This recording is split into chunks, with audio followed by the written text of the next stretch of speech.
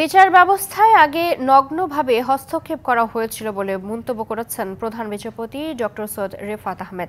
সেই অবস্থা থেকে মানুষের আস্থা ও বিশ্বাসের জায়গায় বিচার ব্যবস্থাকে ফিরিয়ে আনতে কাজ করা হচ্ছে বলে জানান তিনি। সকালে সুপ্রিম কোর্টে আয়োজিত অধস্তন বিচারকদের উদ্দেশ্যে প্রধান বিচারপতির ভাষণে তিনি একথা বলেন। অনুষ্ঠানে বিচার ব্যবস্থা নিয়ে বিচারকদের দিক নির্দেশনা দিয়ে প্রধান বিচারপতি বলেন, শাসকের আইন নয় বরং আইনের শাসন প্রতিষ্ঠা করতে হবে। একই অনুষ্ঠানে অংশ নিয়ে আইন উপদেষ্টা আসিফ নজরুল বিচার প্রার্থীদের ভোগান্তি থেকে মুক্তি দেওয়ার আশা প্রকাশ করেন।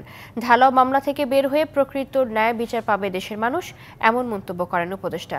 সাবেক প্রধান বিচারপতির সমালোচনা করে আইন উপদেষ্টা বলেন, আদালত প্রাঙ্গণে হামলা ঠিক নয় বলেও মনে করেন।